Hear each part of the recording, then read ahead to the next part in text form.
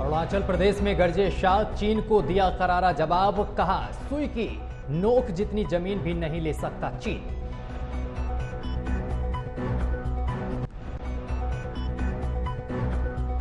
अपनी सरकार के खिलाफ मैदान में दिखे कांग्रेस नेता सचिन पायलट, भ्रष्टाचार के खिलाफ किया विरोध, बीजेपी से मिली भगत का लगाया आरोप।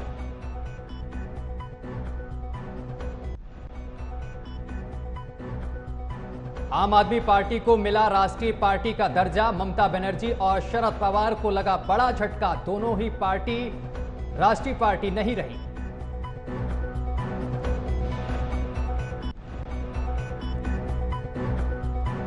अतीक को एक बार फिर यूपी लाने की तैयारी, वारंट लेकर साबरमती जेल पहुंची यूपी पुलिस, उमेश पाल हत्याकांड में आरोपी है अतीक अहमद।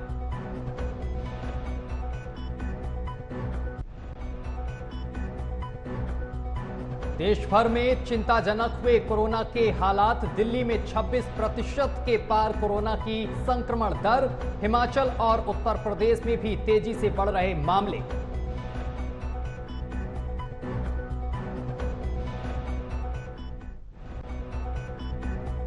नमस्कार, आप देख रहे हैं न्यूज वॉच इंडिया और मैं हूं आपके साथ सत्यम गौर। बुलेटिन की शुरुआत करेंगे अहम खबर के साथ। राजस्थान का रुख करेंगे। राजस्थान के पूर्व डिप्टी सीएम यानी कि सचिन पायलट आर पार की लड़ाई के मूड में आ गए हैं और पायलट ने मंगलवार को जयपुर के शहीद स्मारक में अपना एक दिन का अनशन शुरू कर दिया है।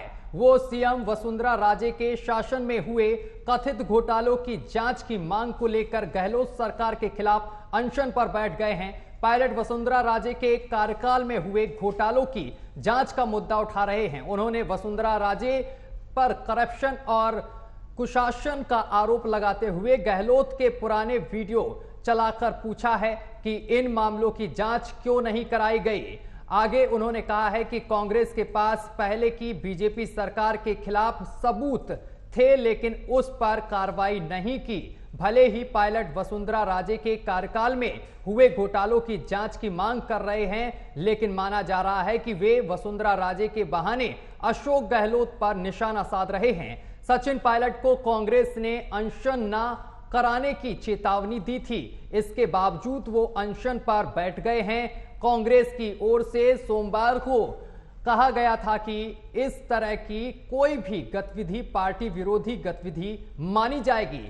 राजस्थान कांग्रेस के प्रभारी सुखजिंदर सिंह रंधावा का कहना है कि कांग्रेस भ्रष्टाचार के खिलाफ लड़ रही है। पायलट को पहले हमसे बात करनी चाहिए थी। इस पर मैं सीएम गहलोत से बात करता और उसके बाद अगर एक्शन नहीं लिया जाता तब उनको अनशन करने का हक था।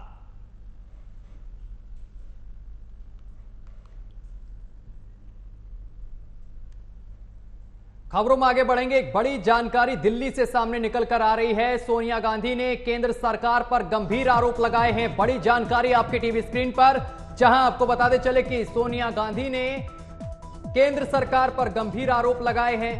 बता दें कि एक अखबार में लिखे लेख में कई गंभीर आरोप लगाए गए हैं। सोनिया गांधी ने लोकतंत्र को कमजोर करने का आरोप लगाया है। सोनिया गांधी ने संस्थानों पर कब्जा करने का भी आरोप लगाया है। बड़ी जानकारी इस वक्त की आपकी टीवी स्क्रीन पर, जहां आपको बताते चले कि सोनिया गांधी ने बड़े आरोप लगाए हैं। एक अखबार के माध्यम से बड़ी जानकारी आप तक पहुंचा रहे हैं दिल्ली से, जहां पर बड़े आरोप लगाए हैं सोनिया गांधी ने सरकार पर।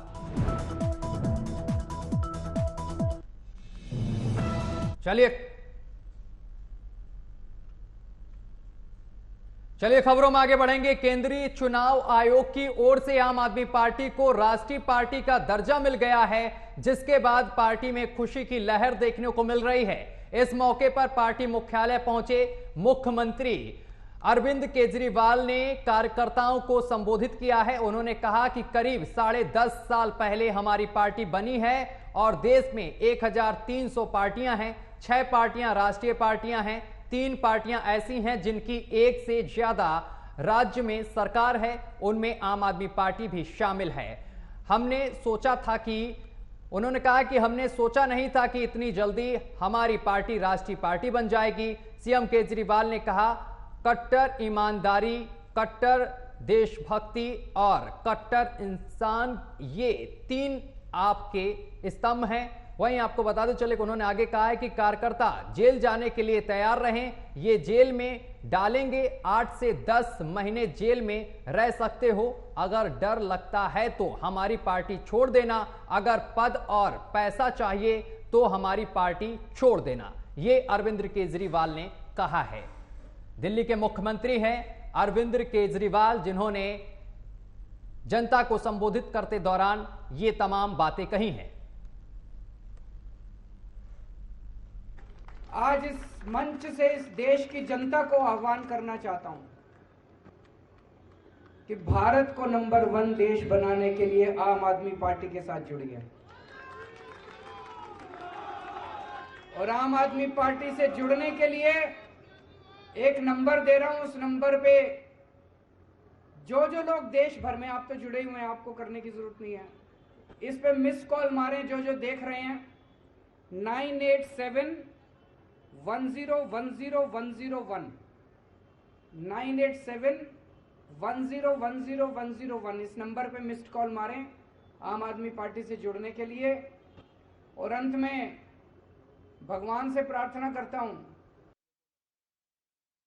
पर हमारे साथ गजेंद्र भारद्वाज, आम आदमी पार्टी के प्रवक्ता, हमारे साथ जुड़ गए हैं। गजेंद्र जी, आवाज पहुंच रही है आप तक? गजेंद्र जी सुन पा रहे हैं? हाँ जी, हाँ जी। गजेंद्र जी, पहले तो आपको बहुत बहुत शुभकामनाएं, क्योंकि आपकी पार्टी अब राष्ट्रीय पार्टी बन गई है। क्या कहेंगे सर? देखिए, निश्चित तौर पर आज बहुत बड़ा दिन है आम आदमी पार्टी के लिए, और आम आदमी पार्टी के कार्यकर्ताओं से ज्यादा देश के लोगों के लिए बहुत बड़ा दिन है कि आज देश के लोगों की उम्मीदें फिर से जागृत हुई है। पार्टी है, कोई एक ऐसा नेता है जो एक ईमानदार राजनीति का विकल्प दे सकता है, जो अच्छा गवर्नेंस मॉडल दे सकता है जी। तो निश्चित तौर पर देश के लोगों की आखिरी उम्मीद अब अरविंद केजरीवाल और आम आदमी पार्टी है, और देश के लोगों को राष्ट्रीय स्तर पर एक ईमानदार विकल्प मिला है। क्योंकि अभी इससे पहले जो पॉलिटिकल पार्टी थी, चाहे कांग्रेस की सरकारें रही हो, चाहे बीजेपी की सरकारें रही हो, इन्होंने देश को लूटने का काम करा है। आज देश के सामने Arvind Kejriwal model of governance है, जिसके अंदर गरीब की बात हो रही है। इसके अंदर ये कहा जा रहा है कि गरीब के बच्चे को हम अच्छी शिक्षा देंगे, गरीब के बुजुर्ग को अच्छा इलाज देंगे, हर महिला की सुरक्षा और सम्मान करेंगे, किसानों को उनकी फसल का उचित दाम देगा, नौजवान के हाथ में रोजगार, जिसको लेकर हम कश्मीर से लेकर कन्याकुमारी तक जाएंगे। पहले दिल्ली से करा, फिर पंजाब ने अडॉप्ट करा, आज गोवा में हमारे 2 विधायक है, गुजरात में विधायक है, और निश्चित तौर पर मेरा ये मानना है कि 2024 में Arvind Kejriwal model of governance Kashmir से लेकर कन्याकुमारी तक लागू होगा। जी। गजेंद्र जी, जो मुख्यमंत्री हैं अरविंद केजरीवाल, वो कहते हैं कि कट्टर ईमानदारी, कट्टर देशभक्ति और कट्टर इंसान, ये 3 जो आम आदमी पार्टी के स्तंभ हैं। इसके साथ ही उन्होंने कहा है कि वो लोग आम आदमी पार्टी ज्वाइन करें जो जेल जाने के लिए तैयार हों, जो जेल जाने से डरते हैं वो पार्टी से दूर रहें। इसका मतलब क्या हो सकता है? किस तरीके से ये बयान दिया गया होगा?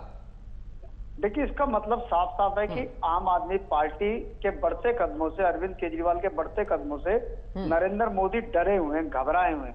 उस डर और घबराहट में नरेंद्र मोदी लगातार आम आदमी पार्टी के नेताओं के खिलाफ झूठे मुकदमे दर्ज करवा रहे हैं, सीबीआई ईडी से कह के।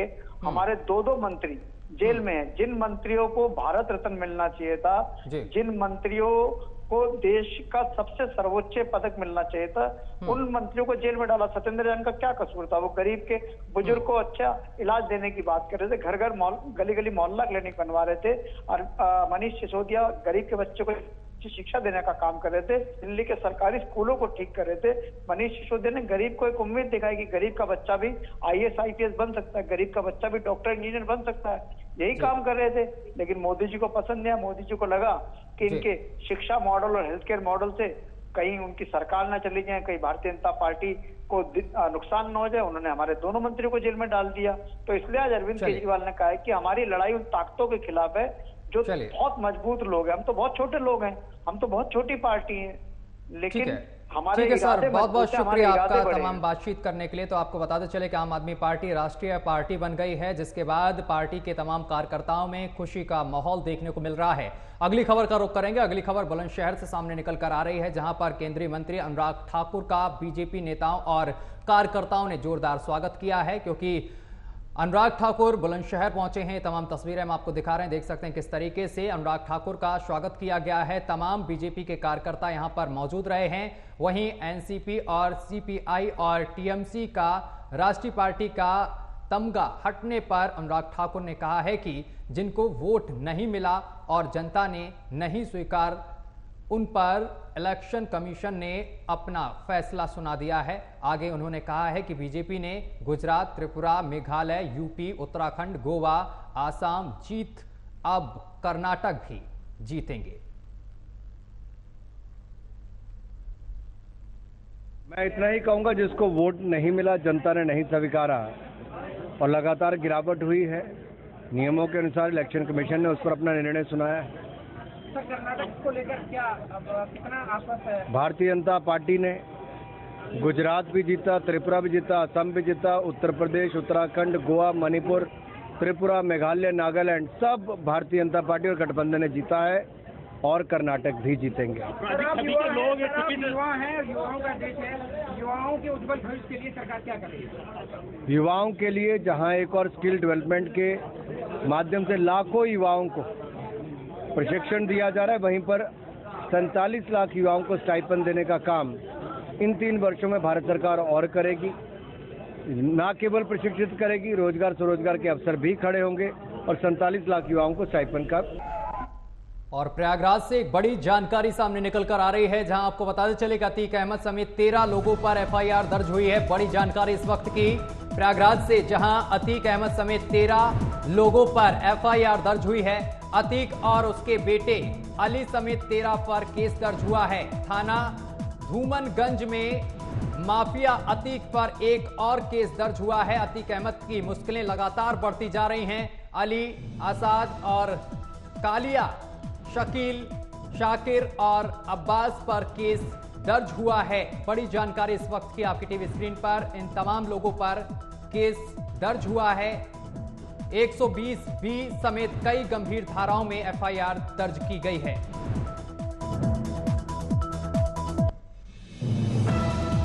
और प्रयागराज में हुए उमेश पाल हत्याकांड को लेकर पुलिस अतीक अहमद को एक बार फिर साबरमती जेल से लेने पहुंच गई है। अब माफिया अतीक अहमद को प्रयागराज लाकर अदालत में पेश करने के साथ ही कस्टडी रिमांड पर लेकर साजिश के बारे में भी पूछताछ की जाएगी।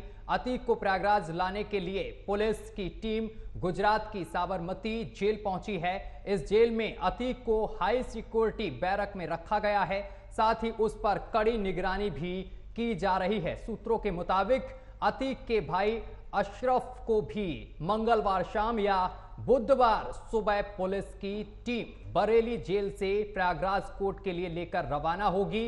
इससे पहले उमेश पाल अपहरण मामले में अतीक अहमद को उम्र कैद की सजा सुनाई गई थी।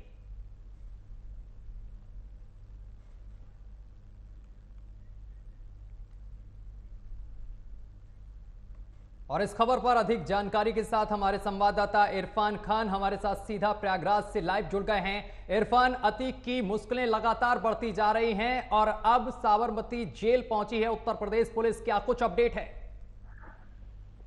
ये सिस्टम आपको बिल्कुल बता, जिस तरीके से प्रयागराज में जो है 24 सेकंड में ताबड़तोड़ गोली की बरसात हुई थी। इसके बाद जो है राजू पाल हत्याकांड के एकमात्र गवाह उमेश पाल की भी हत्या कर दी गई थी। हालांकि इस पर जो है साबरमती जेल में बंद कुख्यात माफिया अतीक अहमद को आज फिर से यूपी पुलिस ले जाने के लिए सुबह से ही डटी हुई है। और आपको पता है कि ले आने के पहले यूपी पुलिस जो है वो अतीक अहमद का वहीं पर मेडिकल करवाएगी, फिर इसके बाद उनको बाय रोड ले आया जाएगा। लेकिन सबसे बड़ी और अहम बात यह है कि इसके पहले भी अतीक अहमद प्रयागराज आ चुका है और राजू पाल जो हत्याकांड हुआ था उस मामले में अतीक को जो है उम्र कैद की सजा दी हुई है। इसको लेकर कहीं ना कहीं अतीक के परिवार में जो है एक गमगीन माहौल बना हुआ था। लेकिन उसके बाद कहानी में कुछ दिलचस्प मोड़ फिर से आ गया है कि अतीक को फिर से प्रयागराज लाया जा रहा है। इस बार जो है उमेश पाल, जो कि राजू पाल हत्याकांड का एकमात्र गवाह था, उसके हत्या के मामले में आज फिर से जो है अहम सबूत के मिलने की वजह से फिर से अतीक को जो है कोर्ट में पेश किया जाएगा। इसलिए जो है लगातार सुबह से यूपी पुलिस जो है साबरमती सेंट्रल जेल के सामने डटी हुई है और कुछ समय बाद अतीक का मेडिकल कराने के बाद यूपी पुलिस बाई रोड जो है कोर्ट में 24 घंटे के अंदर कोर्ट में पेश कराएगी। जी इरफान, क्या समय रहेगा साबरमती जेल से उत्तर प्रदेश पुलिस कब वहां से लेकर निकलेगी अतीक अहमद को?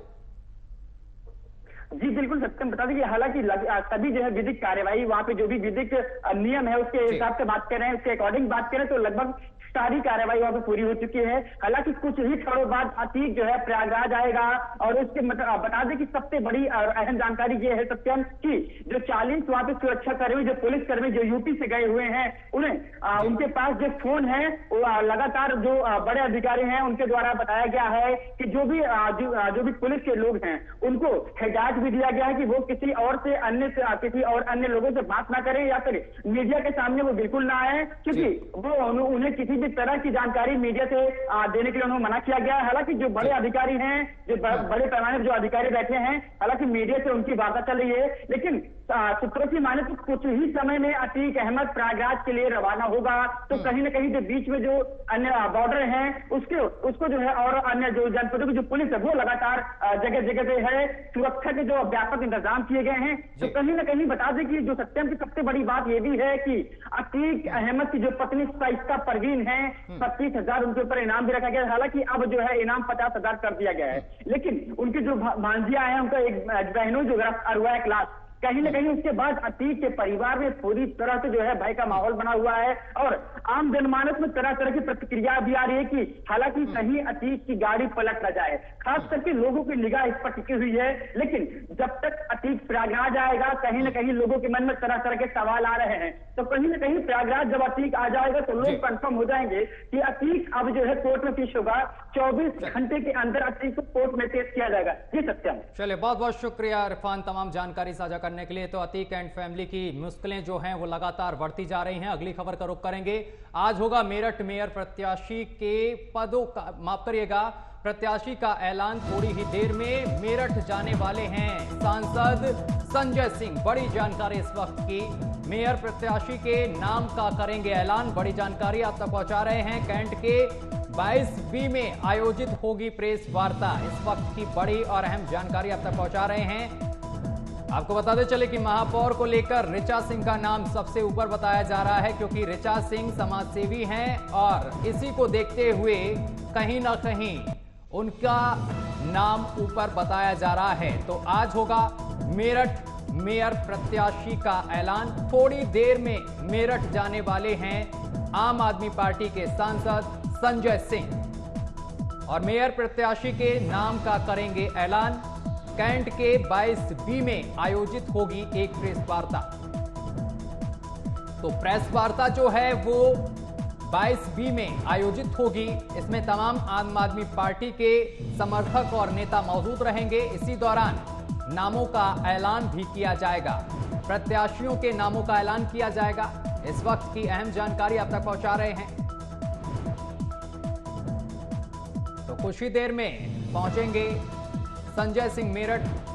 तैयारियां पूरी कर ली गई हैं और इसके साथ ही सुरक्षा व्यवस्था के इंतजाम भी किए गए हैं।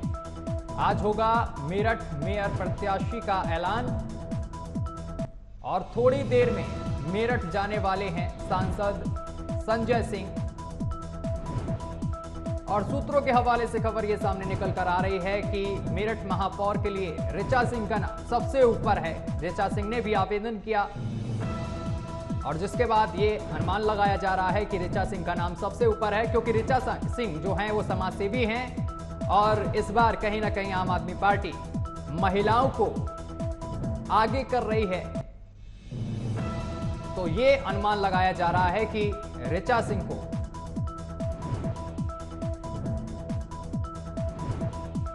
तो बड़ी जानकारी आप तक पहुंचा रहे हैं। मेयर प्रत्याशी के नाम का ऐलान करेंगे आज आम आदमी पार्टी के सांसद संजय सिंह और थोड़ी ही देर में आम आदमी पार्टी के नेता संजय सिंह मेरठ पहुंच जाएंगे और जिसको लेकर तैयारियां पूरी कर ली गई हैं। तो तैयारियां पूरी कर ली गई हैं और इस खबर पर अधिक जानकारी के साथ हमारे संवाददाता मनव्वर हमारे साथ सीधा जुड़ गए हैं। मनव्वर, कुछ ही देर में बताया जा रहा है कि आम आदमी पार्टी के नेता संजय सिंह पहुंचने वाले हैं मेरठ। क्या कुछ तैयारियां की गई हैं? देखिए, मैं बता दूं, नगर निकाय चुनाव का बिगुल बजा हुआ है और उत्तर प्रदेश में नगर निकाय चुनाव को लेकर काफी दिनों से कयास लगाए जा रहे थे और इस चुनावी समर में सभी पार्टियां मैदान में कूद चुकी हैं। खासतौर से इस बार उत्तर प्रदेश के नगर निकाय चुनाव में आम आदमी पार्टी भी अपने प्रत्याशी को उतारने के लिए आ चुकी है। तो संजय सिंह जो राज्यसभा सांसद हैं वो आ रहे हैं, 2:30 बजे मेरठ में ही प्रेस कॉन्फ्रेंस करेंगे। इसके अलावा वो आज ऋचा एक नाम की समाज सेवी है, उनको मेयर प्रत्याशी की घोषणा उनकी करेंगे। साथ ही 90 वार्डों पर अपने प्रत्याशियों को यहाँ पर उतारेंगे और जो जिस तरीके से आम आदमी पार्टी को राष्ट्रीय पार्टी का दर्जा मिल चुका है, तो ऐसे में कहीं ना कहीं अति उत्साहित यह पार्टी है और लगातार अब चुनावों में यह लगातार जा रही है। हालांकि पहले देखा जाता था विधानसभा चुनाव में भी इन्होंने जो गुजरात है वहां पर ही थे और पंजाब में सरकार बना ली, लेकिन अब उत्तर प्रदेश में नगर निकाय चुनाव में आ चुकी है, क्योंकि दिल्ली में एमसीडी के चुनाव में भी विजय हासिल की है और अब नगर निगम में अपना कब्जा जमाने के लिए, अपनी जगह बनाने के लिए, अपनी जमीन तलाशने के लिए यहाँ पर आम आदमी पार्टी ने शुरुआत कर दी है। आज मेयर प्रत्याशी की घोषणा हो जाएगी और उसके बाद हर वार्ड में इनके पार्षद प्रत्याशी उतरेंगे, क्योंकि 90 वार्ड मेरठ में है और यहाँ अगर बात की जाए तो त्रिकोणीय मुकाबला होता है मेयर के लिए। बसपा, सपा और भाजपा की सीट टक्कर होती है, लेकिन ऐसे में आम आदमी पार्टी और कांग्रेस पार्टी के साथ साथ जो ओवैसी की नीम पार्टी है वो भी शामिल हो चुकी है और अब देखा जाएगा कि भविष्य में किस तरीके से जो राजनीतिक पार्टियां अपने अपने प्रत्याशी को जिताएंगी और किस तरीके से यहाँ पर जो राजनीतिक बिसात है वो चली जा रही है। राजनीतिक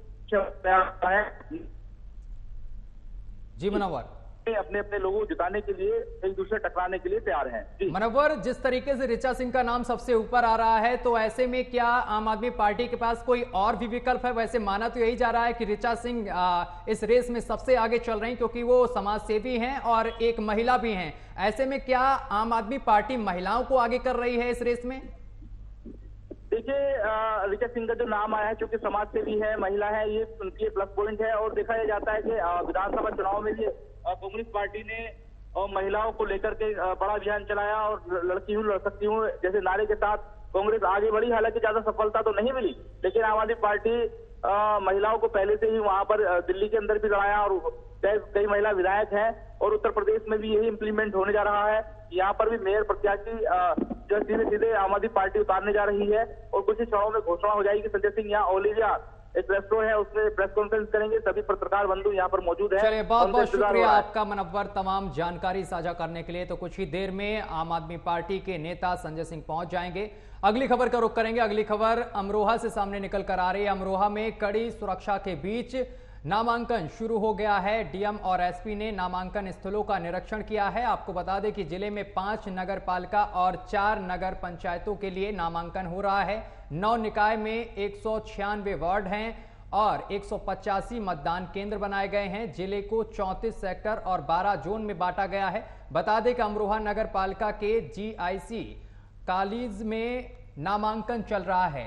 तो आपको बताते चले कि जीआईसी कॉलेज में नामांकन ये चल रहा है और सुरक्षा के कड़े इंतजाम किए गए हैं। तमाम तस्वीरें हम आपको दिखा रहे हैं जब डीएम और एसपी ने नामांकन स्थल पर पहुंचकर सुरक्षा व्यवस्था का जायजा लिया।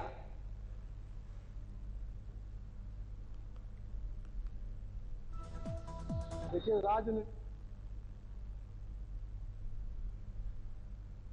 आज से नामिनेशन शुरू हो गया। आपने देखा होगा नगर पालिका परिषद अमरोहा के लिए हम लोगों ने राजकीय इंटर कॉलेज अमरोहा में नामांकन के लिए काउंटर बनाए हुए हैं और अभी एक सदस्य के लिए एक मैडम ने बल्कि फॉर्म भी अभी खरीदा है। तो इस प्रकार से हमारे आरओ तैनात कर दिए गए हैं और उन्होंने अपना काम शुरू कर दिया है 11 बजे से। जो अभी वर्तमान में चुनाव है, इसकी नामांकन प्रक्रिया आज शुरू हो गई है। इसके लिए जगह जगह डिप्लॉयमेंट करी गई है। जैसे आप देखेंगे कि एंट्री सबके लिए अलग करी गई है। एंट्री के बाद में जो बैरिकेडिंग की व्यवस्था है, 200 मीटर दूर जहाँ पे पार्किंग कराई जाएगी और जो प्रत्याशी हैं, प्रत्याशी के साथ में जो इलेक्शन एजेंट हैं और साथ में उनके प्रस्तावक और एक व्यक्ति और जिनकी सुविधा के लिए बताया गया कि वही अंदर आ पाएंगे, तो उनको वहाँ पे गेट पे फोर्स लगाई गई है उसके लिए। चलिए, खबरों में आगे बढ़ेंगे, बात करेंगे लखनऊ की। लखनऊ से एक बड़ी जानकारी सामने निकल कर आ रही है। आज से निकाय सामान्य निर्वाचन की प्रक्रिया शुरू हो गई है। जिला निर्वाचन अधिकारी ने दिए हैं जरूरी दिशा निर्देश। 11 से 17 अप्रैल तक चलेगी नामांकन की प्रक्रिया। नामांकन प्रक्रिया में कोविड प्रोटोकॉल का होगा अनुपालन। सुरक्षा व्यवस्था बनाए रखने के लिए पर्याप्त पुलिस बल पूरी नामांकन प्रक्रिया की कार्रवाई। आपको बताते चले कि यहां पर पूरी नामांकन प्रक्रिया की कराई जाएगी वीडियोग्राफी, संवेदनशील दुकानों की कराई जाएगी चेकिंग। तो बड़ी और अहम जानकारी आप तक पहुंचा रहे हैं, दिशा निर्देश जारी कर दिए गए हैं।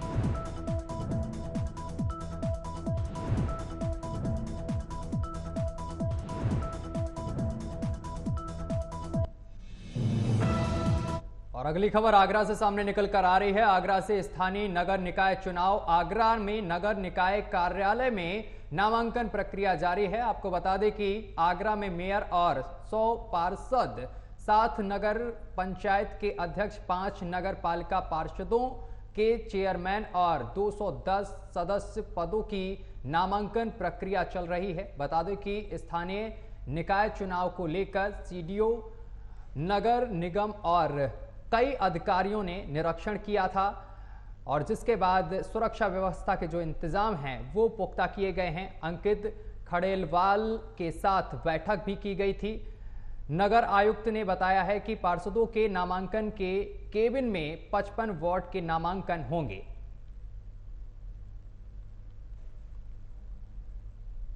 चुनाव की घोषणा के साथ ही आदर्श आचार संहिता जो है वो प्रभावी हो गई है और जनपद आगरा में पहले चरण के अंतर्गत चुनाव की प्रक्रिया की जानी है। हमारे ज़िले में 1 नगर निगम, 5 नगर पालिकाएँ और 7 नगर पंचायतें हैं। समस्त स्थानों पर जो नॉमिनेशन की प्रक्रिया है वो 11 तारीख से लेकर 17 तारीख तक की जाएगी और इसके अतिरिक्त जो मतदान है वो 4 तारीख को होगा और मतगणना 13 मई को होगी। और चलिए इसी के साथ बुलेटिन में अभी के लिए बस इतना ही। देश दुनिया की तमाम खबरें देखने के लिए देखते रहिए न्यूज़ वॉच इंडिया।